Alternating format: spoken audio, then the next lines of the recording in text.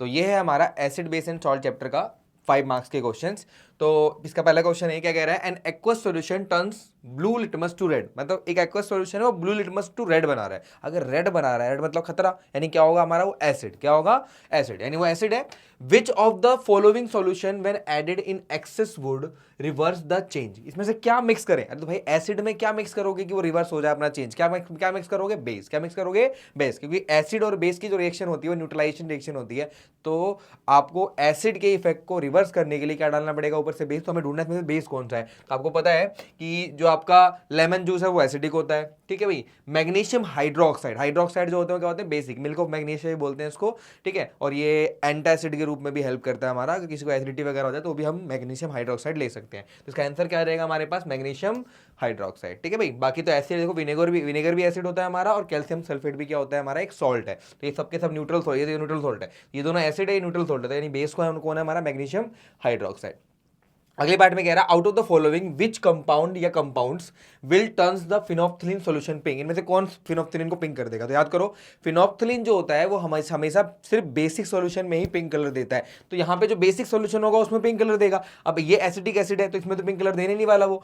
ये हमारा calcium hydroxide है, इसमें पिंक कलर दे देगा। सोडियम हाइड्रोक्साइड में पिंक कलर दे देगा, लेकिन HCl में कोई पिंक कलर देने वाला नहीं है, ठीक है ना। तो ये तो तुम्हें क्लियर होगा बिल्कुल, इसमें तो कोई दिक्कत नहीं होगी, ठीक है। तो ये हमारा आंसर है, ठीक है भाई। तो नेक्स्ट हमारे पास अगला क्वेश्चन में क्या कह रहा है, name the gas whose aqueous solution is basic. Name the gas whose aqueous solution is basic, write the formula या नेम ऑफ दिस सॉल्यूशन। आपको कौन सा एक्वस सॉल्यूशन है हमारा? गैस जो है वो एक्वस सॉल्यूशन वो बेसिक बनाता है हमारा। तो भाई नेम अ गैस, एक गैस बतानी है जो जिसका एक्वस सॉल्यूशन जो पानी के अंदर घोलने के बाद तो बेस बनाता हो। तो गैस में क्या? Ammonia, NH3। अब NH3 गैस जो होती है हमारी, अमोनिया गैस जो होती है वो असली में क्या होती है? गैसेस स्टेट में होती है, लेकिन पानी के अंदर अगर अमोनिया गैस पास कराओगे तो वो क्या बनाएगी? अमोनियम हाइड्रोक्साइड, जो कि क्या होता है हमारा? वीक बेसिक होती है, लेकिन बेसिक होती है ना। तो वीक होती है लेकिन बेसिक होती है। तो इसमें क्या आंसर आ जाएगा हमारे पास? NH3, ammonia. A basic substance is use to treat a honey bee sting. यानी अगर मान लो मधुमक्खी काट ले तो हमें क्या बेसिक यूज करना चाहिए? तो आप बिल्कुल मैग्नीशिया यूज कर लो, बेकिंग सोडा यूज कर लो, तो वो तो बेसिक होती है हमारे। और बेसिक अगर आप एसिडिक, अगर आप मतलब आप मधुमक्खी अगर आपको काट लेती है तो मधुमक्खी के डंग में क्या होता है हमारा? एसिडिक एसिड, मिथेनोइक एसिड होता है, सॉरी मिथेनोइक एसिड होता है। तो मिथेनोइक एसिड है, इसका मतलब क्या है कि हमारे डंक, अगर वो डंक मार रही है तो हमारी बॉडी के अंदर मिथेनोइक एसिड जाएगा, जिसकी वजह से हमें पेन होगा। तो उसके पेन से रिलीफ पाने के लिए हम क्या लगाते हैं? बेस लगाते हैं। तो बेस में क्या आ जाएगा हमारा? बेकिंग सोडा आ जाएगा, या फिर आप मिल्क ऑफ मैग्नीशिया, जैसे कोई भी बेसिक है, बेस सॉप वगैरह जो भी बेसिक सब्सटेंस है वो आप यूज कर सकते हो, ठीक है भाई। Name the acid which is present in tomato. Tomato के अंदर कौन सा एसिड होता है हमारा? Oxalic acid. और टेमेरेंट के अंदर कौन सा एसिड होता है हमारे पास? Tartaric acid. तो ये हमारे एग्जांपल्स हैं। तो आंसर आपको लिखा हुआ है इसके अंदर पूरा का पूरा, वही जो मैंने आपको बताया पूरा का पूरा क्लियरली लाइन बाय लाइन लिखा हुआ है, ठीक है भाई। तो चलते हैं नेक्स्ट क्वेश्चन की तरफ। ये इसका और पार्ट है, डिफाइन वाटर ऑफ क्रिस्टलाइजेशन। तो एक सॉल्ट के अंदर fix number of water molecule जो होते हैं ना, एक सॉल्ट है हमारे, जैसे मान लो कैल्शियम सल्फेट है, कैल्शियम सल्फेट, और जिप्सम का फॉर्मूला CaSO4.2H2 होता है। तो ये 2H2 जो है वो क्या है हमारा? Water of crystallisation. ऐसे मान लो फेरस सल्फेट है तो FeSO4.7H2। तो ये 7H2 जो है हमारे पास वो क्या है? क्रिस्टलाइज वाटर ऑफ क्रिस्टलाइजेशन है। ऐसे कॉपर सल्फेट CuSO4.5H2, तो वहां पे 5 वाटर मॉलिक्यूल होते हैं। तो यानी एक सॉल्ट के अंदर जो fix water number of molecule, fix number water molecules होते हैं, उसी को हम क्या बोलते हैं? वाटर ऑफ क्रिस्टलाइजेशन, ठीक है भाई।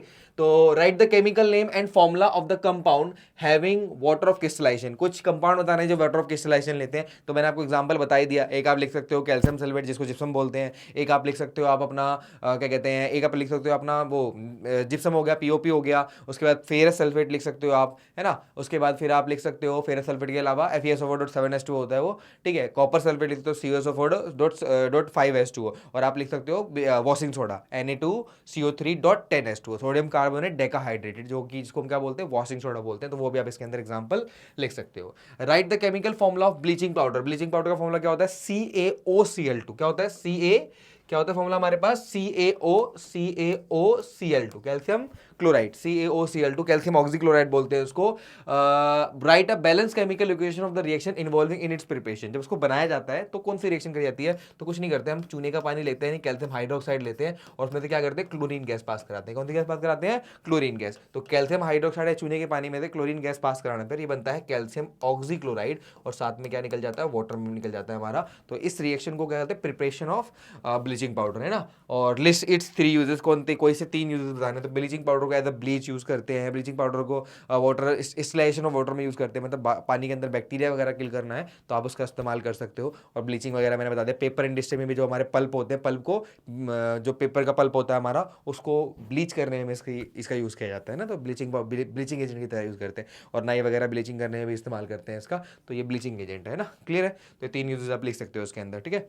तो इसका आंसर मैं आपको दिखा देता हूँ, समझ में तो आ ही गया होगा, लेकिन way by line by line आपका आंसर इसके अंदर लिखा हुआ, आप देख सकते हो इसके अंदर आंसर क्या है, ठीक है ना। तो नेक्स्ट हमारा क्वेश्चन अगला क्या है, 5 सॉल्यूशन ABCDE, 5 सॉल्यूशन है ABCDE when tested with pH paper, सबको एक करके पीएच पेपर से मैंने टेस्ट करा, तो उसका पीएच जो आया वो 4, 1, 13, 7 और 10 है रिस्पेक्टिवली, सबके पीएच लिख दिए इसने respectively. Which solution is strongly acidic, भाई जिसका पीएच सबसे कम होगा वो स्ट्रॉन्गली एसिड होगा, तो स्ट्रॉन्गली एसिड कौन है हमारे पास 1, जिसका 1 पीएच है, तो कौन था यार A, B जो है हमारा वो स्ट्रॉन्गली एसिड है। स्ट्रॉन्गली एल्कलाइन मतलब स्ट्रॉन्गली बेसिक, जिसका पीएच जो है हमारा बहुत हाई है, तो यहाँ पे 13 देखो किसका है ABC का जो है हमारे पास वो क्या है एल्कलाइन है, इसका मतलब क्या हो जाएगा हमारा C जो है वो आपका हाईली एल्कलाइन है, स्ट्रॉन्गली एल्कलाइन है। वीकली एसिडिक, जो एसिडिक है लेकिन वीकली है, तो पीएच क्या हो जाएगा हमारा 4, मान लो 4 वाला जो हमारा वीकली एसिडिक होगा, तो आंसर क्या आ जाएगा हमारा A आ जाएगा, है ना। उसके बाद फिर क्या बोल रहा है हमारे पास न्यूट्रल, न्यूट्रल को जिसका पीएच 7 है, 7 किसका है हमारे पास, 7 किसका है D का, तो D जो है हमारे पास वो न्यूट्रल होगा। और वीकली एल्कलाइन जिसका पीएच जो 10 किसका है हमारे पास D का है, तो D जो है हमारे पास वो क्या है वीकली E है, E जो है हमारा वीकली एल्कलाइन है। तो ऐसे करके आप ABCD डिफाइन कर सकते हो कौन स्ट्रॉन्गली एसिडिक है, स्ट्रॉन्गली बेसिक है। तो स्ट्रॉन्गली एसिडिक वो है जिसका पीएच जो है 3 से कम है, 3 से कम है, कम होते हैं वो सारे स्ट्रॉन्गली एसिडिक होते हैं। 4, 5, 6 वाले वीकली माने जाते हैं, नॉर्मल माने जाते हैं, ठीक है। उसके बाद जो जिनका पीएच जो है 10 है वो वीक है, वीक एल्कलाइन है, और जिनका पीएच 10 से ऊपर है 11, 12, 13 के अंदर आता है वो क्या होता है हमारा हाईली एल्कलाइन होता है ना, उसी के अंदर उसके अकॉर्डिंग आपको लिख देना है ना। अगला क्या है हमारे पास, arrange the following order of H+ ion concentration. देखो भाई एसिड जो होगा सबसे ज्यादा एसिडिक कौन है इसके अंदर, जिसका पीएच क्या है 1, अगर मैं इसके अकॉर्डिंग अरेंज करूं तो आपको ये दिख रहा होगा सबसे हाईली पीएच किसका हमारे पास बी का है, क्योंकि पीएच 1 है इसका। उसके बाद फिर कौन है उसके पास 1 के बाद सेकंड नंबर पे कौन आएगा हमारे पास, जिसका पीएच 4 है, यानी क्या है हमारे पास A आ जाएगा। उसके बाद पीएच किसका है हमारे पास, न्यूट्रल वाले का है, तो न्यूट्रल वाले का क्या आ जाएगा हमारे पास D आ जाएगा। उसके बाद फिर कौन है हमारे पास जिसका पीएच बेसिक है, D आ जाएगा, E आ जाएगा। उसके बाद फिर कौन है हमारे पास सबसे हाईएस्ट किसका था C का, तो C आ जाएगा। तो इसका पीएच के अकॉर्डिंग देखा जाए सबसे ज्यादा एसिडिक ये है, सबसे एसिडिक हाईएस्ट एसिडिक ये है। जो एसिडिक ज्यादा होगा उसके अंदर नंबर ऑफ H+ आयन भी ज्यादा होंगे, यानी ऑर्डर ऑफ H+ आयन क्या सबसे ज्यादा B+ के अंदर, उसके अंदर A के बाद, उसके बाद D के अंदर, उसके बाद E के अंदर, उसकी सबसे कम जो होंगे H+ आयन वो किसके अंदर होंगे C के अंदर। तो ये आपका ऑर्डर ऑफ H+ आयन हो गया है ना। अगला क्या पूछ रहा है हमारे पास, write the name of the formula an acidic salt, ऐसा सॉल्ट जो एसिडिक हो। तो एसिडिक सॉल्ट जब बनता है जब बेस वाला पार्ट जो हो वीक हो और एसिड वाला स्ट्रॉन्ग हो, तो इसमें आप क्या डाल सकते हो अमोनियम क्लोराइड। अमोनियम क्लोराइड जो आपको पता है कि आगे वाला पार्ट अमोनियम हाइड्रोक्साइड है, वो बेसिक होता है लेकिन वो वीक होता है, लेकिन HCl से Cl आया हमारा HCl एसिड जो होता है स्ट्रॉन्ग होता है, तो ये सॉल्ट जो होगा वो एसिडिक होगा। अब बेसिक सॉल्ट तो सोडियम कार्बन डाल दो Na2CO3, इसमें क्या है हमारे पास सोडियम हाइड्रोक्साइड बेस जो होता है हमारा स्ट्रॉन्ग बेस होता है, लेकिन कार्बोनिक एसिड वीक एसिड होती है। तो इसका मतलब क्या होगा हमारा, ये सोडियम हाइड्रोक्साइड स्ट्रॉन्ग होने की वजह से सॉल्ट का नेचर जो होगा वो एसिडिक होगा, क्या होगा एसिडिक। तो ये क्लियर हो गया होगा आपको। तो ये पूरा का पूरा हमारे पास है the name of the parent acid, parent acid, इसका अमोनियम क्लोराइड, अमोनियम हाइड्रोक्साइड जो हो जाएगा वो बेस हो जाएगा, और HCl जो हो जाएगा एसिड हो जाएगा। इसका सोडियम हाइड्रोक्साइड जो है बेस हो जाएगा, और कार्बोनिक एसिड H2CO3 जो हो जाएगा वो क्या हो जाएगा आपका एसिडिक हो जाएगा। तो ये इसका प्रॉपर आंसर है, मैं दिखा देता हूँ प्रॉपर आंसर इसका क्या है लिखा हुआ, ठीक है। तो ये आपका प्रॉपर आंसर है जो पूरा लिखा हुआ है कि वीकली एल्कलाइन कौन है, ऑर्डर क्या है, सारा ऑर्डर गिवन दे रखा है आपको उसके अंदर, और नीचे जो है हमारा वीक एसिड और स्ट्रॉन्ग एसिड गिवन दे रखे हैं, ठीक है भाई, ठीक है। तो नेक्स्ट क्वेश्चन में चलते हैं। Name and state in brief the process which is used to prepare sodium hydroxide from sodium chloride। तो सोडियम हाइड्रोक्साइड बनाने के लिए नमक के पानी से क्या करना पड़ता है, ब्राइन सॉल्यूशन से क्या करना पड़ता है, इलेक्ट्रिसिटी पास करनी पड़ती है। इसका मतलब ये प्रोसेस कौन सी होती है, याद करो क्लोरो एल्कली प्रोसेस, जिसमें क्लोरो निकलता है, क्लोरीन गैस निकलती है, और साथ में एल्कली यानी सोडियम हाइड्रोक्साइड बनता है, यानी कास्टिक सोडा बनता है। तो प्रिपरेशन बड़ी ईजी सी है, कुछ नहीं करना, सोडियम NaCl लेना है, नमक का पानी यानी NaCl और वाटर लेना है, और साथ में क्या पास करा देना है इसके अंदर से इलेक्ट्रिसिटी। जैसे ही आप इसके अंदर से इलेक्ट्रिसिटी पास कराएंगे तो ये बन जाएगा सोडियम हाइड्रोक्साइड NaOH, और साथ में क्या निकल जाएगा हमारे पास हाइड्रोजन गैस और क्लोरीन गैस। और इसी प्रोसेस को क्या बोलते हैं, क्लोरो एल्कली प्रोसेस। का नाम क्या है, chloro alkali process. In this process along with the main product two gases X and Y, दो गैसेस भी निकलती हैं, एक गैस हाइड्रोजन है, एक गैस क्लोरीन है। अब एक्स कौन सा है, वाई कौन सा है, आगे बताएगा। और also given off at the two electrode name X and name X and Y specifying the name of their respective electrode at which each gas is obtain. कौन से गैस पे निकलता है, तो हाइड्रोजन तो बताया था ना, कैथोड, कैथोड तो हाइड्रोजन हमेशा कौन से उस पे निकलता है, कैथोड पे निकलता है, ठीक है। और क्लोरीन को उस पे निकलता है हमारा एनोड पे निकलता है। क्लोरीन कहाँ निकलता है हमारा, एनोड पे निकलता है। कैथोड तो हमेशा हाइड्रोजन, कैथोड तो याद रखना हमेशा, कैथोड पे हमेशा क्या निकलेगा, हाइड्रोजन गैस से निकलेगी ना। कैथोड में एच आता है ना, तो एच से तुम पहचान जाना, कैथोड के एच से स्पेलिंग क्या होती है, CATHODE है ना। तो कैथोड की स्पेलिंग में एच आता है ना, यानी हाइड्रोजन गैस तो हमेशा कहाँ पे निकलेगी, कैथोड पे निकलेगी। एनोड पे हमारा ऑक्सीजन है, क्लोरीन, जो हमने इलेक्ट्रोलिसिस ऑफ वाटर पढ़ा है, तो वाटर की इलेक्ट्रोलिसिस में भी कैथोड जो होता है वो हाइड्रोजन जो होता है वो कैथोड पे निकलता है, और ऑक्सीजन जो होती है वो एनोड पे निकलती है। यहाँ पे भी सेम वैसा है, हाइड्रोजन कैथोड पे निकलती है और क्लोरीन जो है कहाँ पे निकलता है, हमारा एनोड पे निकलता है, ठीक है। आगे बढ़ते हैं। Specifying the name of their respective electrode at which each gas is obtained. One of these gases, when react with dry calcium hydroxide, produces a compound Z. So one of these gases, when react with dry calcium hydroxide, is produced Z, which is widely used in water treatment plant and textile industry. Name Z, write the chemical formula. तो बोल रहा है कि भाई चूने के पानी से हम जब उसको पास कराते हैं एक गैस को, तो बनता है जेड। तो एक वो आपको याद है कि कैल्शियम हाइड्रोक्साइड जो होता है चूने के पानी में से क्लोरीन गैस पास कराते हैं तो बनता है कैल्शियम ऑक्सी क्लोराइड। तो यही आपका सॉल्ट जो है वो जेड है। क्या है salt, Z, calcium oxy chloride, जो कि हमारा ब्लीचिंग पाउडर है। इसको बहुत ज्यादा इस्तेमाल करते हैं हम किसमें, जेड इज वाइडली यूज, क्या लिखा था भाई, in textile industry. Textile industry में बड़ा काम आता है हमारा। तो नेम जेड, तो कैल्शियम ऑक्सी क्लोराइड, या इसको ब्लीचिंग पाउडर बोलते हैं, ठीक है ना। और रिएक्शन में इन्वॉल्व जो है मैंने लिख दी है। उसका प्रॉपर जो है आंसर मैं दिखा देता हूँ आपको, लिखा हुआ सही से जो प्रॉपर्ली लिखा हुआ है। तो ये आंसर लिखा हुआ है, इसमें सारा का सारा XYZ सब कुछ पहचान रखा है इन्होंने ना, सारी गैसेस वगैरह सारे का सारा नाम लिख रखा है। तो प्रॉपर आंसर आपका क्लियर है भाई। तो चलते हैं नेक्स्ट क्वेश्चन की तरफ। अगला क्वेश्चन जो है हमारा third question, the teacher is while conducting practical in the laboratory divide the students into three group, तीन ग्रुप में डिवाइड करा गया and gave them various solution to find out their pH, है ना। सबको अलग अलग सॉल्यूशन दिया गया है पीएच फाइंड करने के लिए। And classify them into acidic, basic and neutral. उनको बोला गया कि भाई तुम इसको क्लासीफाई करो एसिडिक, बेसिक एंड न्यूट्रल में। ग्रुप ए के पास लेमन जूस है, विनेगर है, colourless aerated water, aerated drink है ना, एरेटेड ड्रिंक मतलब कार्बोनेटेड ड्रिंक है। ग्रुप बी के पास टोमेटो है, जूस है, कॉफी है, जिंजर है, जूस है, जिंजर जूस है, ठीक है। उसके बाद ग्रुप सी के पास सोडियम हाइड्रोक्साइड है, सोडियम क्लोराइड है, लाइम वाटर है, ठीक है। For the solution provide which group is are likely to have pH value less than 7। इनमें से किस ग्रुप के पास पीएच जो है, पीएच वैल्यू जो है 7 से कम है। तो 7 से कम जो है वो किस में होगा, जिसमें एसिडिक होगा। क्या होगा, जिसमें एसिडिक। तो 7 से कम वाले कौन कौन होंगे भाई, lemon juice, vinegar, colourless aerated water, ये सारे के सारे क्या होंगे, एसिडिक सॉल्यूशन होंगे, सबके सब एसिडिक है। ऊपर से टोमेटो जूस, कॉफी और जिंजर जूस, ये भी क्या होगा हमारा, थोड़ा एसिडिक होगा। उसके बाद दोनों ही एसिडिक ग्रुप वाले हैं, ये group A and group B, दोनों के दोनों जो होंगे पीएच लेस देन 7 होंगे। और उसके बाद ग्रेटर देन 7 वाले कौन से, जो बेस लेके बैठे हुए हैं, सोडियम हाइड्रोक्साइड, सोडियम क्लोराइड, ये तो वो है हमारे पास, सोडियम हाइड्रोक्साइड हो गया हमारे पास, लाइम वाटर हो गया। तो ये दोनों के दोनों, ये तो न्यूट्रल है पूरा। तो सोडियम हाइड्रोक्साइड और लाइम वाटर जो है हमारा पीएच क्या देगा, 7 से ज्यादा देगा, है ना।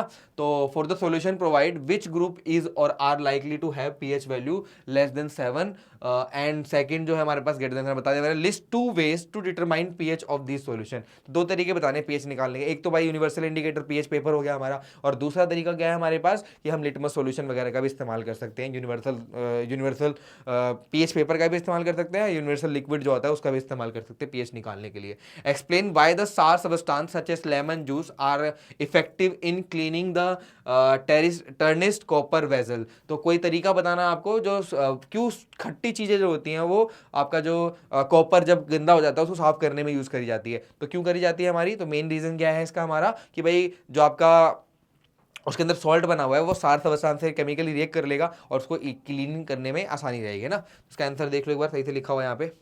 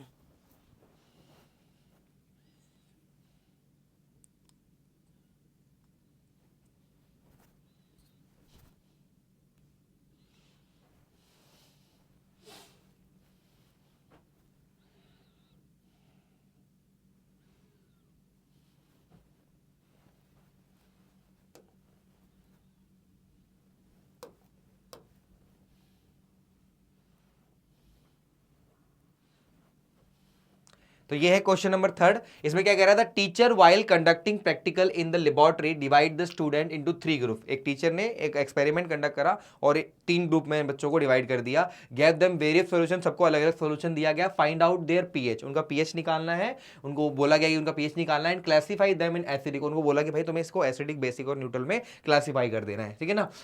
नेक्स्ट है ग्रुप ए के पास लेमन जूस है, विनेगर है, कलरलेस एरेटेड ड्रिंक है। तो देखिए सबके सब एसिडिक है हमारे, टोमेटो जूस भी एसिडिक है, कॉफी भी एसिडिक है, जिंजर जूस भी थोड़ा एसिडिक होता है, तो ये एसिडिक है सारे के सारे उनके पास। सोडियम हाइड्रोक्साइड, सोडियम क्लोराइड छोड़ दो, न्यूट्रल है। सोडियम हाइड्रोक्साइड भी बेसिक है और लाइम वाटर भी बेसिक है, यानी ग्रुप सी जो है वो बेसिक है, ग्रुप ए और बी जो है दोनों एसिडिक है। अब इसने क्वेश्चन क्या पूछा ये पार्ट में, कह रहा for the solution provided which group is or are likely to have pH value less than 7। तो जिसका पीएच 7 से कम होगा वो एसिडिक होगा। एसिडिक ग्रुप कौन है, ए और बी। ए और बी दोनों ही एसिडिक ग्रुप है, तो इसका आंसर क्या आ जाएगा, A and B.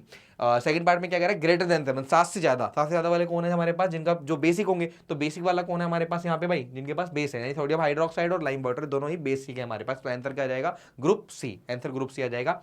List 2 ways of determining pH of the solution. कोई 2 तरीके बताने हैं पीएच ऑफ द सॉल्यूशन निकालने के, सॉल्यूशन का पीएच फाइंड करने के 2 तरीके निकालने हैं। तो सॉल्यूशन का पीएच निकालने के 2 तरीके कौन कौन से हमारे पास। सबसे पहला आप पीएच पेपर का इस्तेमाल कर सकते हो, और एक पीएच मीटर आता है, पीएच मीटर का भी इस्तेमाल कर सकते हो। इलेक्ट्रॉनिक डिवाइसेज है, दोनों से पीएच निकल जाता है सॉल्यूशन का, ठीक है।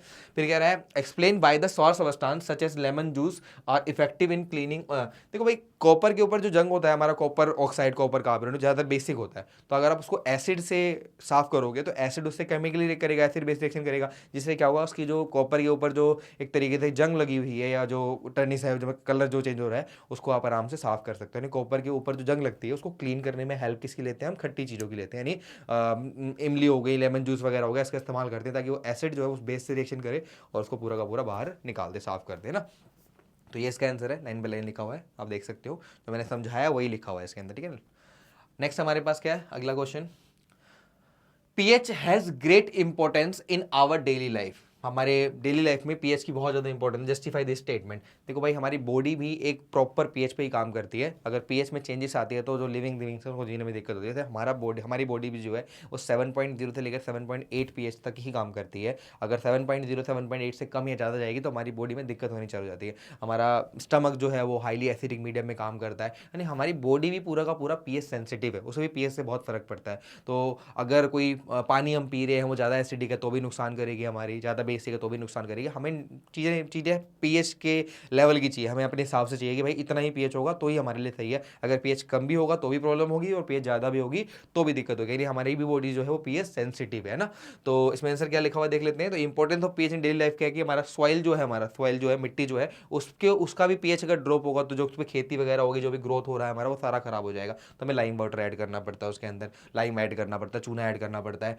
पीएच ऑफ माउथ का जो पीएच होता है हमारा, वो अगर 5.5 से नीचे चला जाए तो हमारे दांत जो है, इनेमल जो है वो कमजोर पड़ जाता है, जिससे क्या होता है हमारा टूथ डैके होता है, दांत सड़ने लग जाते हैं, दांतों के अंदर हो जाते हैं, छेद हो जाते हैं, दांत खराब हो जाते हैं। तो वो भी हमारा एक पीएच सेंसिटिविटी है।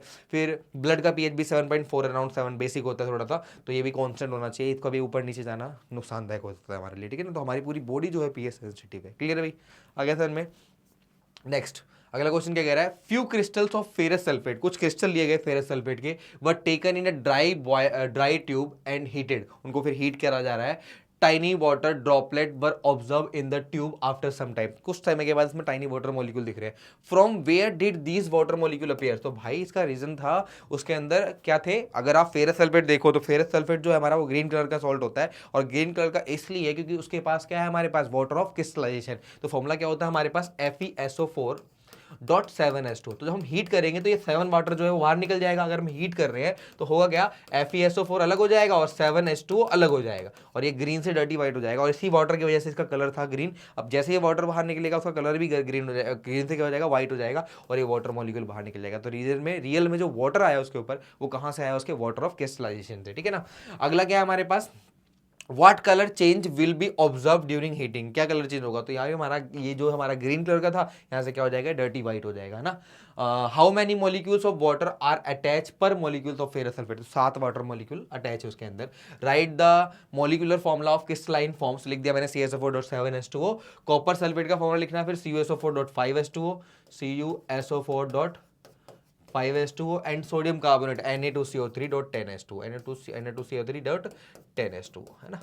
जिसको हम क्या बोलते हैं, वॉशिंग सोडा ही बोलते हैं ना। State how plaster of Paris obtain from gypsum, बड़ा सिंपल तरीका है। तो प्लास्टर ऑफ पेरिस CaSO4.2H2O होता है, और इसको अगर हम 373 केल्विन पे हीट कर दें, थोड़ा सा गर्म कर दें 373 केल्विन पे, तो बन जाएगा CaSO4.12H2O, और क्या होगा, डेड वाटर यानी 3/2H2O बाहर निकल जाएगा। और इसी प्रोसेस को हम क्या बोलते हैं, आपका प्रिपरेशन ऑफ क्या बोलते हैं हम इसको, plaster of Paris from gypsum. बस थोड़ा सा हीट करना होता है और कुछ नहीं करना था। Uses of plaster of Paris, तो मूर्तियां बनाने में क्या इस्तेमाल होता है, टूटी हड्डियां फ्रैक्चर वगैरह अगर किसी को हो जाए वो इस्तेमाल होता है। डिजाइनिंग बनाने में काम आता है हमारा। तो ये अलग अलग यूजेस हैं इसके, ठीक है ना, तो आपको पता ही होगा इसके यूजेस। तो एक बार आंसर देख लेते हैं प्रॉपर्ली, इसका लिखा हुआ जो मैंने समझाया वही आंसर प्रॉपर्ली यहाँ पे लिखा हुआ है, आप देख सकते हो इसमें, ठीक है ना।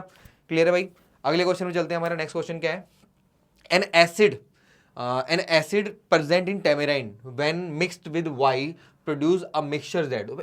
टैमेराइंड में कौन सा एसिड होता है, tartaric acid. Tartaric acid solid state में होता है, ये सिर्फ मिलाया जाता है किसके अंदर, बेकिंग सोडा के अंदर। बेकिंग सोडा से बेकिंग पाउडर बनाने के लिए, तो बेकिंग पाउडर बनाने के लिए इसको इस्तेमाल किया जाता है। तो कह रहा है एन एसिड एक्स, एसिड कौन सा था हमारे पास, टर्टरिक एसिड इन टैमेराइंड में पाया जाता है when mixed with Y. Y क्या है हमारे पास, वाई क्या है हमारा, बेकिंग पाउडर, बेकिंग सोडा। तो NaHCO3 सोडियम बाइकार्बोनेट जो है हमारा बेकिंग सोडा जिसको बोलते हैं, उसके अंदर मिक्स किया जाता है, ताकि क्या हो सके, आपका खाना वो जो आपका आप खाने में डालोगे तो ये खाने को कड़वा ना कर दे। खाने को कड़वा होने से बचाने के लिए आपको उसके अंदर डालना पड़ता है, ठीक है। आगे क्या कह रहा है, Z on addition to a dough when heated make cake soft and spongy. Y is prepared from common salt and helps in faster cooking. Y जो है हमारा वो Y जो है Y is prepared from common salt. Y जो है वो common salt से बनता है हमारा, helps in faster cooking. faster cooking में help करता है ये।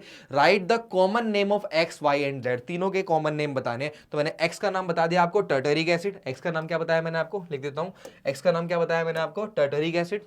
X का नाम जो है टर्टरिक एसिड है ना, टर्टरिक एसिड है। वाई जो है हमारे पास वो क्या था हमारा, वाई क्या था हमारे पास, बेकिंग सोडा। क्या था, बेकिंग सोडा था हमारे पास। उसके बाद ऑन क्या कह रहा है, when mixed with Y produce a mixture Z. तो जेड क्या है हमारे पास, बेकिंग पाउडर। क्या है भाई, बेकिंग पाउडर है हमारा, है ना, बेकिंग पाउडर है। Z on addition of dough, हम क्या डालते हैं, बेकिंग पाउडर डालते हैं ना, ताकि हमारा जो डो वगैरह बन रहा है वो कड़वा ना हो जाए। तो बेकिंग पाउडर जो है हम इस्तेमाल करते हैं ताकि हमारा डो वगैरह जो बन रहा है वो कड़वा ना हो जाए। तो सिंपल सी बात ये हुई कि डो को कड़वा होने से बचाने के लिए बेकिंग पाउडर डालना पड़ेगा, लेकिन अगर आपने बेकिंग सोडा डाल दिया, डो फूल तो जाएगा, लेकिन सोडियम कार्बोनेट जो बनेगा वो आपके खाने को कड़वा कर देगा। उससे बचने के लिए उसके अंदर वीक एसिड या टर्टरिक एसिड मिलाया जाता है, ठीक है ना भाई। तो नेक्स्ट हमारे पास क्या है, how why prepared and how does it help in making cake soft and spongy. तो क्या होता है असली में, यही सोडियम बाइकार्बोनेट NaSCO3 जो है उसको हीट किया जाता है, तो ये बनता है हमारे पास Na2CO3 प्लस में क्या निकालता है, कार्बन डाइऑक्साइड प्लस वाटर। यही कार्बन डाइऑक्साइड जो है वो बाहर निकलता है, और बाहर निकलते टाइम क्या करता है, आपके फूड को फुला देता है। आपके जो भी मतलब क्या कहते हैं, ब्रेड वगैरह बना रहे हो, जो भी चीज बना रहे हो, उसको क्या करता है, फुला देता है। तो इसका मतलब कार्बन डाइऑक्साइड गैस की वजह से ही चीजें फूल पाती है हमारी, है ना भाई। क्लियर है। तो पहले मैंने बताया कॉमन नेम XYZ का and the chemical formula of Y. Y का केमिकल फॉर्मूला बता दिया मैंने, NaHCO3 सोडियम बाइकार्बोनेट, इसका केमिकल फॉर्मूला है। How is Y prepared and how does it help in making cake soft. Y को कैसे बनाया जाता है, तो वाई को बनाने के लिए कुछ नहीं करना आपको, NaCl नमक के पानी में कार्बन डाइऑक्साइड की प्रेजेंस में अमोनिया गैस पास करानी है, जिसको हम क्या बोलते हैं, सॉल्वे प्रोसेस। तो ये बन जाएगा हमारे पास NaHCO3 और साथ में क्या बन जाएगा हमारा, अमोनियम क्लोराइड NH4Cl। तो यही हमारा सोडियम बाइकार्बोनेट बनाने का तरीका है। NaHCO3 बनाने के लिए हमें क्या करना पड़ता है, नमक के पानी से कार्बन डाइऑक्साइड की प्रेजेंस में अमोनिया गैस पास करानी पड़ती है। इस प्रोसेस को सॉल्वे प्रोसेस बोला जाता है, ठीक है ना। तो वाई बनाने के लिए हम इसका इस्तेमाल करते हैं। और ये कैसे कर देता है हमारे खाने को सॉफ्ट, तो बताया ना भाई, सोडियम बाइकार्बोनेट गर्म होता है तो इसमें से कार्बन डाइऑक्साइड गैस निकलती है, वही हमारे खाने को क्या करता है, फुला देता है। मैंने जो ब्रेड वगैरह उसको फुला देता है ना। Write the name and chemical formula of the mild base other than Y used as an antacid. तो भाई उसके अलावा, वाई के अलावा कोई और अलग बताना जो एंटासिड की तरह काम करता है। तो ये है मिल्क ऑफ मैग्नीशिया यानी magnesium hydroxide. Milk of magnesia का इस्तेमाल भी हम एंटासिड के रूप में करते हैं, और ये माइल्ड बेस है ना। क्लियर है। तो ये लिख सकते हो आप इसमें। तो ये आपका आंसर है, देख लो जो मैंने बताया आपको वही सारा का सारा इसके अंदर आंसर लिखे हैं, आयंस लिखे हुए, सारी चीजें लिखी हुई हैं आपकी, ठीक है ना भाई। क्लियर हो गया सबको। नेक्स्ट आगे चलते हैं। अगला ये अब आपसे आपके यहाँ से सारे के सारे जो है हमारे पास वो केस बेस्ड क्वेश्चन चालू होते हैं। 5 मार्क्स के नंबर 1 से मतलब ये यहाँ से अब 3-4 क्वेश्चन जो भी हैं ये सारे के सारे जो है केस बेस्ड है। तो देख लेते हैं एक बार ऊपर जो टॉपिक्स लिखे हैं उससे पहले हम क्वेश्चन देख लेते हैं। अगर डायरेक्टली रिलेटेड हुआ तो उसको पढ़ने की जरूरत नहीं पड़ेगी, लेकिन अगर ऐसा हुआ कि भाई वो अलग है पूरा का पूरा, मतलब उससे ही रिलेटेड क्वेश्चन है, फिर हम उसको भी पढ़ लेंगे, कोई दिक्कत नहीं। कहने का मतलब है कई बार क्या होता है केस बेस्ड क्वेश्चन में जो क्वेश्चन लिखे होते हैं ना नीचे के, उनका ऊपर वाले से रिलेशन ही नहीं होता, वो अलग ही कुछ ना कुछ बोल रहा होता है, नीचे क्वेश्चन पूछ रहा होता है। तो इसी वजह से क्या होता है कई बार ऊपर पढ़ने की जरूरत ही नहीं होती, आपको नीचे वाले क्वेश्चन पहले पढ़ने होते हैं। अगर तुम्हें लग रहा है कि वो उससे रिलेटेड कुछ ना कुछ बोल रहा है तो फिर आप ऊपर के टॉपिक को पढ़ सकते हो। तो मैं यहीं से देख लेता हूँ। Identify the acid and the base from which sodium chloride is form. अब सोडियम क्लोराइड फॉर्म बना, उसमें ऊपर क्या देखना मेरे को खुद पता है भाई। सोडियम क्लोराइड जो बनता है हमारा NaCl जो बनता है उसमें Na जो है वो बनता है, तो Na का मतलब सोडियम हाइड्रोक्साइड बेस होगा हमारा, और Cl जो है वो कौन सा एसिड दिखा रहा है, NaCl एसिड दिखा HCl एसिड दिखा रहा है, सॉरी HCl एसिड दिखा रहा है, हाइड्रोक्लोरिक एसिड दिखा रहा है। तो एसिड हो गया HCl और बेस जो होगा वो क्या हो गया हमारे पास NaOH हो गया। सिंपल सी बात।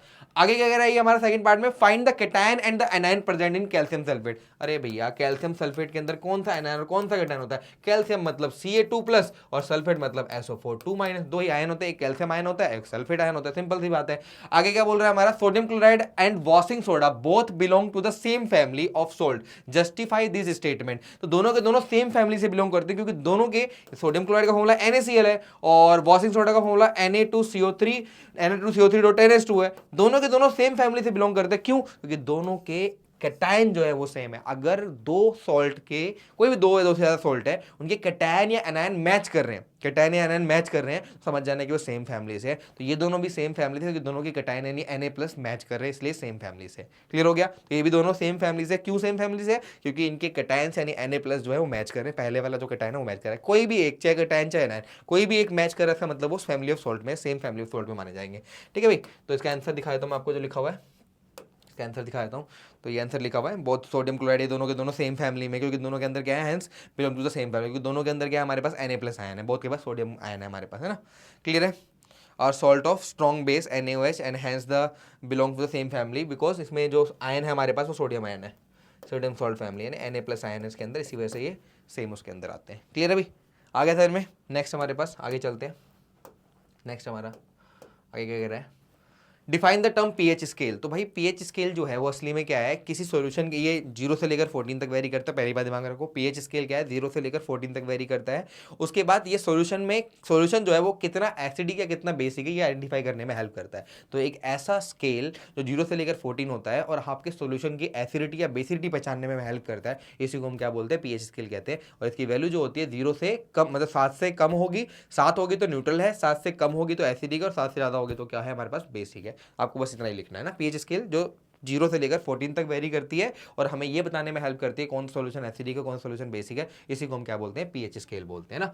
Name the salt obtain by the reaction of potassium hydroxide and sulphuric acid. Potassium hydroxide और पोटेशियम हाइड्रोक्साइड KOH, और क्या कह रहा है हमारे पास, सल्फ्यूरिक एसिड यानी H2SO4, इन दोनों एसिड को केमिकली रिएक्ट कराके क्या बनेगा, तो भाई potassium hydro acid plus base react करके न्यूट्रलाइजेशन रिएक्शन होगी, सॉल्ट क्या बनेगा हमारे पास, K2SO4। कैसे बनाया भाई, इसका K और इसका SO4, K और SO4, वैलेंसी क्या होती है इसकी +1, इसकी क्या होती है -2, क्रॉस मल्टीप्लाई करेंगे, फॉर्मूला क्या बन जाएगा हमारे पास, K2SO4 पोटेशियम सल्फेट। तो K2SO4 बन जाएगा, साथ में क्या निकल जाएगा हमारे पास, वाटर। क्या निकल जाएगा, वाटर। तो सॉल्ट जो बनेगा वो क्या बनेगा, पोटेशियम सल्फेट बनेगा। क्लियर है भाई? और pH वैल्यू क्या होगी इसकी, दोनों भाई स्ट्रॉन्ग है, KOH भी स्ट्रॉन्ग बेस है, H2SO4 भी स्ट्रॉन्ग है, फिर दोनों स्ट्रॉन्ग हो गए, सोल्ट क्या बनेगा, न्यूट्रल। और न्यूट्रल का मतलब pH कितना होता है हमारे पास, 7, यानी pH जो होगा वो कितना होगा, 7 होगा। ठीक है भाई? आंसर देख लेते हैं जो इसका आंसर लिखा हुआ है। ठीक है भाई, pH कितना होगा, 7 होगा, क्योंकि न्यूट्रल सोल्ट बनेगा हमारा। नेक्स्ट हमारे पास अगला सेकंड क्वेश्चन क्या कह रहा है, right a balance chemical equation so that product form during electrolysis of brine solution. भाई ब्राइन सॉल्यूशन का इलेक्ट्रोलिसिस क्लोरो एल्कली प्रोसेस है भाई, बहुत इंपॉर्टेंट प्रोसेस है। तो मैंने आपको बता ही रखा है, नमक का पानी ले रहे हैं NaCl और इसमें पानी मिला रहे हैं और साथ में क्या पास करा रहे हैं, इलेक्ट्रिसिटी पास करा रहे हैं। तो ये क्या बन जाएगा हमारे पास, सोडियम हाइड्रोक्साइड NaOH, साथ में क्या बनेगा, क्लोरीन गैस, प्लस में क्या बनेगी, हाइड्रोजन गैस। क्लियर है भाई? तो यही हमारी क्लोरो एल्कली प्रोसेस होती है। तो ब्राइन सॉल्यूशन में से ब्राइन सॉल्यूशन में यानी नमक के पानी में से अगर बिजली पास कराओगे तो ये सोडियम हाइड्रोक्साइड यानी एल्कली और साथ में क्लोरो बनाती, क्लोरीन गैस बनाती है, इसलिए इसको क्लोरो एल्कली प्रोसेस भी बोलते हैं। ठीक है भाई? List 2 uses of any one product obtain during electrolysis. कोई भी प्रोडक्ट जो बन रहा है उसके दो यूजेस बता रहे हैं। तो क्लोरीन का इस्तेमाल लिख सकते हो, क्लोरीन का इस्तेमाल जो है ब्लीचिंग पाउडर बनाने में किया जाता है। क्लोरीन का इस्तेमाल जो है वो स्टलाइजेशन ऑफ वाटर में किया जाता है, बैक्टीरिया वगैरह किल करने में, पानी के अंदर के बैक्टीरिया किल करने में। हाइड्रोजन गैस का इस्तेमाल एज अ फ्यूल किया जाता है। हाइड्रोजन गैस का इस्तेमाल किस में करते हैं? As a fuel, as a reducing agent करते हैं हम इसका इस्तेमाल, है ना। जो वेजिटेबल ऑयल से वेजिटेबल घी बनाते हैं हम, तो उसमें भी इसका इस्तेमाल किया जाता है। क्लियर है। और सोडियम हाइड्रोक्साइड का अगर देखा जाए तो कास्टिक सोडा जो है हमारा वो बेसिक रूप में नाली वगैरह जाम हो जाती है हमारी। एक तो पहली बात तो स्ट्रॉन्ग एजेंट है हमारा, बेसिक है, बेसिक सब्सटेंस है, तो उसका इस्तेमाल क्या है? एज अ रीएजेंट भी करते हैं हम। सोडियम हाइड्रोक्साइड केमिकल रिएक्शन में बहुत जगह पे इस्तेमाल होता है। ऊपर से सोडियम हाइड्रोक्साइड का इस्तेमाल जो है हमारा, जब ड्रेनेज सिस्टम हमारी नाली वगैरह जो होती है हमारी वो जाम हो जाती है, तो उसके अंदर उसकी क्लीनिंग में भी इसकी यूज़ करी जाती है। तो कोई भी जो भी तुम्हें अच्छा लगे कोई सा भी उठा के किसी एक का दो यूजेस लिख सकते हो आप इसमें। ठीक है। सी पार्ट में क्या कह रहा है? A mild non corrosive basic salt, एक mild non corrosive basic salt है A, use for faster cooking, उसको फास्टर कुकिंग के लिए यूज किया जाता है। Is strong heated to produce a compound B that is use for removing permanent hardness of water. भैया ये तो बात कर रहा है हमारा किसका? सोडियम बाइकार्बोनेट का, क्योंकि जो हमारा बेकिंग सोडा है उसको गर्म करने से क्या होता है, हमारे पास जो सॉल्ट बनता है सोडियम कार्बोनेट बनता है, और यही हमारा वॉशिंग सोडा बनाने में हेल्प करता है, जो कि किसमें क्या क्या यूज करता है? हमारा हार्डनेस, वाटर की हार्डनेस रिमूव करने में हेल्प करता है। Identify A and B, also write the equation for the reaction that occur when A is heated, जब ए को गर्म किया जाता है। तो भाई सोडियम बाइकार्बोनेट है NaSCO3, इसको जब गर्म किया जाता है, हीट किया जाता है, तो बनता है हमारे पास Na2CO3 प्लस में क्या बन जाता है? H2O plus CO2। तो यही हमारा जो है वॉशिंग सोडा है। तो ए ये है हमारा और बी ये सोडियम कार्बोनेट, जिसको हम किस में इस्तेमाल करते हैं? तो Na2CO3.10H2 रीक्रिस्टलाइजेशन करवा लेंगे इसका। तो ये हमारा किस में इस्तेमाल होता है? हमारा as a removing permanent hardness of water, permanent hardness of water को रिमूव करने में भी ये हेल्प करता है। क्लियर है भाई? आगे समझ में। नेक्स्ट हमारे पास इसका आंसर देख लो, सारा प्रॉपरली आंसर लिखा हुआ पूरा का पूरा। नेक्स्ट हमारा क्या है अगला क्वेश्चन, इसी का पार्ट जो है डिफाइन वाटर ऑफ क्रिस्टलाइजेशन। बताया था मैंने आपको ये क्वेश्चन पहले भी कि किसी भी सॉल्ट के अंदर जो fix number of water attach होते हैं उसके साथ, उसी को क्या बोलते हैं हम? Water of crystallisation. Give two example, तो कोई भी दो एग्जाम्पल लिख दो यार, जिप्सम लिख दो या फेरस सल्फेट लिख दो, कॉपर सल्फेट लिख दो, जो तुम्हें अच्छा लगेगा तुम। या सबसे ज़्यादा नंबर ऑफ वाटर मॉलिक्यूल किसमें देखने को मिले अभी तक आपको? वो मिले वॉशिंग सोडा में, Na2CO3.10H2, तो वो भी लिख सकते हो जो आपको अच्छा लगे। ठीक है भाई, यही एग्जाम्पल लिख रखे हैं इसके अंदर। ठीक है भाई। तो लास्ट क्वेश्चन इसका है एसिड बेस इंडिकेटर्स कैन, ये 2025 में आया हुआ क्वेश्चन है। Acid base indicator can be use to distinguish between an acid and base. ये वही वो दे रखा है, इसका मतलब पीएच वैल्यू दे रखी है, पूरा का पूरा वो है 0.14, ये हमारा पीएच स्केल है। अब क्वेश्चन क्या पूछ रहा है वो देखते हैं। solution P is a strong acid while solution Q is a strong base. On the pH scale where would you place the solution P and Q? आप अगर वो स्ट्रॉन्ग एसिड है तो P और Q को तुम कहाँ पे प्लेस करोगे? तो P और Q को प्लेस करेंगे हम 7 से पहले, 7 से पहले 1 2 के आसपास प्लेस कर देंगे। और Q जो होगा हमारा वो प्लेस कहाँ पे होगा? हमारा Q जो होगा वो कहाँ पे प्लेस होगा? हमारे स्ट्रॉन्ग बेस है तो हमारा 10 के बाद 11 12 13 पे कहीं पे भी हमारा ये, आप 12 13 14 पे कहीं भी लगा सकते हो। तो यानी 7 से कहाँ पे आएगा? राइट साइड में आएगा। क्लियर हो गया? उसके बाद क्या कह रहा है? A solution has a pH 7, name the compound you would use to increase its pH and decrease its pH। अगर 7 pH है तो pH डिक्रीज करने के लिए एसिड यूज करेंगे, एसिड डालेंगे, कोई भी HCl एसिड है, एसिडोफेर एसिड, कोई भी एसिड डाल दोगे। लेकिन अगर तुम्हें उसका pH बढ़ाना है, इंक्रीज कर रहा है, तो फिर तुम्हें क्या डालना पड़ेगा? बेस, कैल्शियम हाइड्रोक्साइड डाल दो, सोडियम हाइड्रोक्साइड डाल दो, बेकिंग सोडा डाल दो, जिनमें से कोई सा भी इस्तेमाल करोगे तो pH बढ़ेगा आपका। क्लियर है? फिर कह रहा है when the pH of the solution is decrease from 4 to 2, 4 से 2 आ गया है, what effect does it produce when on it hydronium ion concentration. तो अगर pH जो है वो 4 से 2 गया तो हाइड्रोनियम आयन जो है H प्लस जो है हमारे पास, हाइड्रोनियम आयन H प्लस जो है हमारे पास, उसकी मात्रा बढ़ जाएगी। जैसे जैसे pH घटता है, pH की वैल्यू घटती है, H प्लस आयन की मात्रा बढ़ जाती है, जिससे हाइड्रोनियम आयन भी बढ़ जाता है। हाइड्रोनियम आयन क्या होता है? अगर H2O में H प्लस अकेला तो रहता ही नहीं, वो तो वाटर से अटैच कर देता है और क्या बनाता है? H3O plus. इसी को हाइड्रोनियम आयन कहते हैं। जैसे जैसे एसिडिटी बढ़ती जाएगी हाइड्रोनियम आयन की मात्रा भी क्या होती जाएगी? बढ़ती जाएगी। तो सिंपल सी बात है कि यहाँ पे हाइड्रोनियम आयन की क्वांटिटी क्या होगी? इंक्रीज करेगी। ठीक है भाई? तो इंक्रीज करेगी यानी यहाँ से यहाँ तक इंक्रीज कर जाएगी। State the colour changes when shown on the pH paper. तो कलर चेंजेस क्या होगा हमारे पास? तो आपका जो कलर है वो थोड़ा सा क्या हो जाएगा? हमारा रेड की तरफ शिफ्ट कर जाएगा। पिंक कलर से, मान लो 4 का पिंक कलर है तो 2 का कलर क्या होगा? बिल्कुल रेड की तरफ शिफ्ट कर जाएगा, तो रेड कलर आ जाएगा हमारा। क्लियर है? तो इसका आंसर देख लेते हैं क्या लिखा हुआ है। इसका आंसर क्या है। तो पहले बता दें मैंने कि सॉल्यूशन पी जो है वो स्ट्रॉन्ग एसिड है, अप्रॉक्स 1 के आसपास होगा, और क्यू जो है हमारे पास स्ट्रॉन्ग बेस है, तो अप्रॉक्स पीएच की वैल्यू 13 होगी हमारी, वही 13-14 जो आपको चलेगा लिख सकते, कोई दिक्कत नहीं। फॉर पीएच जो है हमारे पास न्यूट्रल 7 जो है हमारा न्यूट्रल होता है। इंक्रीज करने के लिए क्या ऐड करना पड़ेगा, हमें बेस ऐड करने पड़ेगा, डीएस डिक्रीज करने के लिए क्या ऐड करना पड़ेगा, एसिड ऐड करना पड़ेगा, ठीक है ना। When pH decrease from 4 to 2, hydrogen ion concentration जो होगा हमारा इंक्रीज करेगा, 100 टाइम्स इंक्रीज कर जाएगा लगभग, ये लिखने की जरूरत नहीं, लेकिन बापू ये इंक्रीज करेगा। फिर पीएच पेपर जो कलर है हमारा वो ऑरेंज टू क्या हो जाएगा हमारा, ऑरेंज टू रेड कलर जाएगा, पिंक ऑरेंज से कलर क्या हो जाएगा हमारे पास, रेड कलर की तरफ शिफ्ट कर जाएगा। क्लियर हो गया हमारा। तो यहाँ पे इसका और पार्ट और रह गया, थोड़ा सा भी कर लेते हैं। A person is feeling pain or irritation in the stomach due to indigestion, what could be the pH of the fluid in the stomach, write the common name of the medicine people use for remedy. क्या कह रहा है कि भाई एक इंसान है, person feeling pain and irritation in the stomach, stomach में उससे क्या हो रहा है, पेन और इरिटेशन हो रही है ड्यू टू इनडाइजेशन, खाना सही से नहीं पचा, उसकी वजह से उसको क्या हो रहा है हमारा पेन और उसको हो रही है, क्या कहते हैं, इरिटेशन हो रही है। What could be the pH of the fluid in the stomach, pH of fluid कितना होगा, तो भाई बहुत ज़्यादा, मतलब पीएच जो होगा हमारा वो गिर जाएगा, 2 के आसपास पहुंच जाएगा, पीएच की वैल्यू घट जाएगी, 2 के आसपास हो जाएगी, जैसे वो हाईली एसिडिक हो जाएगा। Right the common name of the medicine people use for, तो कॉमन नेम क्या, एंटासिड्स यूज करेगा वो। Keep the chemical name of milk of magnesium, तो MgOH की hold wise often use for this purpose. तो ये जो है हमारे पास क्यों क्यों होता है, क्योंकि ये बेसिक है, आप जाएगा पेट के अंदर, एसिड से रिएक्ट करेगा, उसको न्यूट्रलाइज करेगा, जिससे क्या होगा आपका पीएच कंट्रोल हो जाएगा और आपको पेन नहीं होगा, है ना। 1 से 2 पहुंच जाएगा, हाईली एसिडिक हो जाएगा, एंटासिड कहते हैं मेडिसिन को, और ये हमारा मिल्क ऑफ मैग्नीशियम का फॉर्मूला क्या होता है, MgOH की होल्ड वाइज, ठीक है भाई।